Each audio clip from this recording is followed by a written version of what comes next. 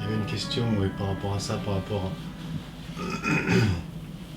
En fait, je maîtrise pas, tu sais, le fait de me percevoir ou de m'oublier.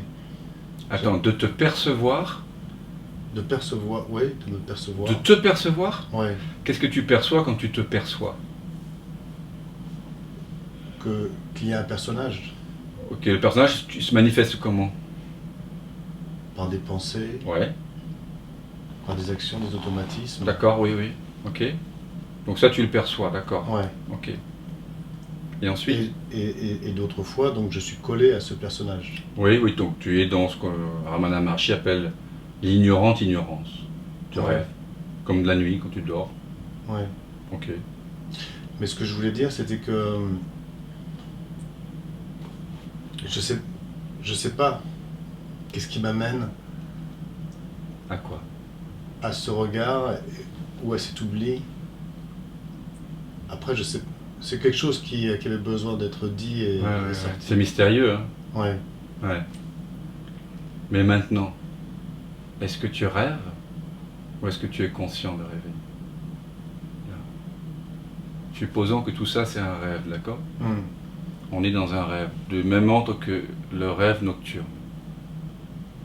Ok. Voilà. Salut les amis. Bon. Alors, on est ensemble, mais on sait que tout à l'heure, on sait que c'est pas vrai tout ça. Hein. Vous me rassurez, on est juste des personnages d'un rêve. Voilà, c'est sympa, on est ensemble et tout. On a bu le thé, tout à l'heure on va manger, jouer un peu de guitare. Mais c'est le rêve. Qu'est-ce que ça fait que de réaliser juste que c'est un rêve? C'est-à-dire que tout ce que tu perçois, tout ce que tu entends, tout ce que tu sens, tout ce que tu penses, tout, c'est toi.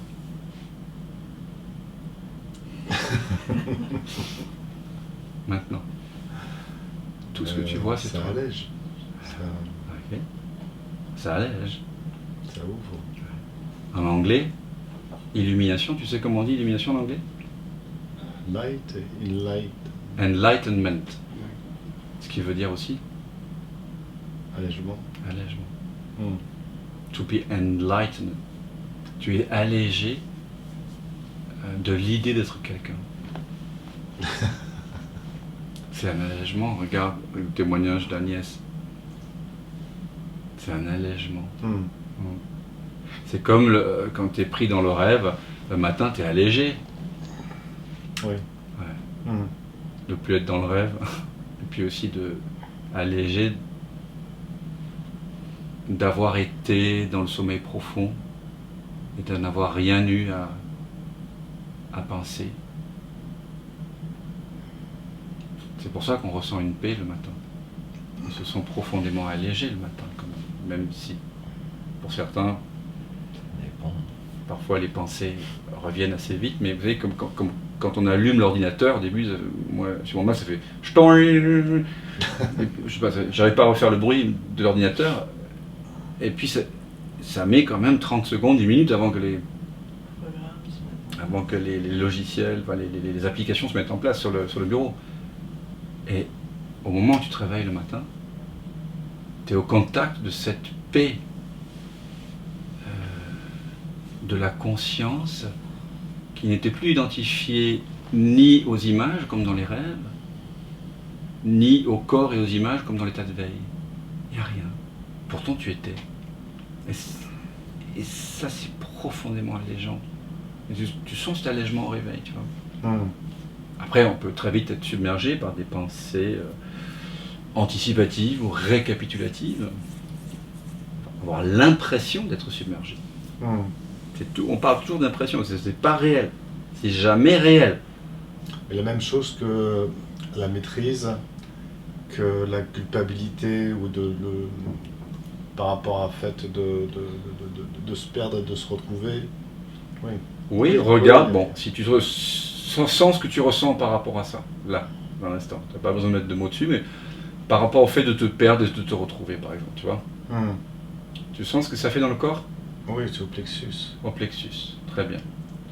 Mais c'est une impression. Oui. Est-ce que cette impression est tout le temps là? Non. D'accord, mais maintenant elle est là. Oui. Ok. Est-ce que ceux-là qui est conscient de cette impression un peu noué, un peu tendu au plexus. Ouais, mais ça, Pesanteur. c'est en train de se... C'est en train de s'ouvrir. Pourquoi? de se dénouer. Parce que tu regardes. Hmm. Et tu regardes avec le regard de la déité, c'est-à-dire le regard sans jugement. Quand tu regardes quelque chose sans préférence, ça se dénoue.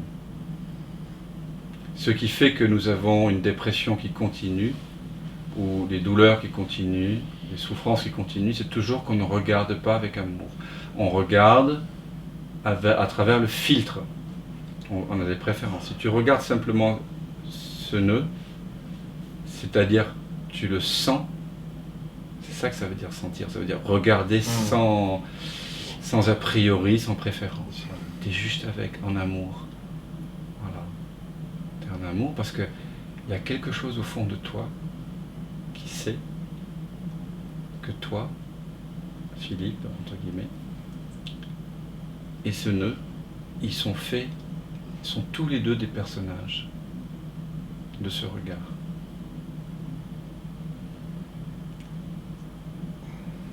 Tu vois ?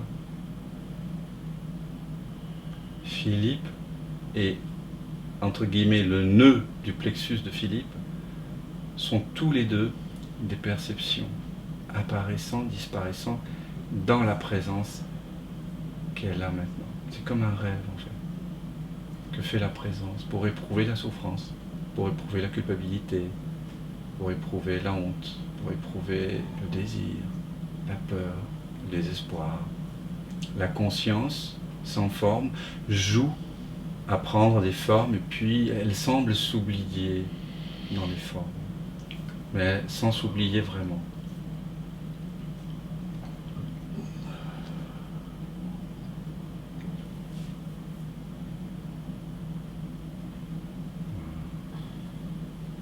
Se délite. C'est pour ça que souvent quand je fais une séance comme ça, quand les gens sont bloqués, souvent on passe la séance simplement à se regarder dans les yeux. Pourquoi? Tout simplement parce que la présence éveille la présence.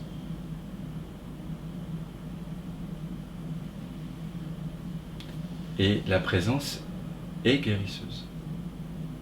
De quoi? Je ne dis pas qu'elle est guérisseuse de cancer et de machin, de maladie. Elle est guérisseuse du sentiment de séparation. Et la douleur que tu as au plexus, c'est pas un cancer apparemment, c'est une douleur liée à l'ulcère estomac. C'est une douleur qui est liée à l'impression de séparation.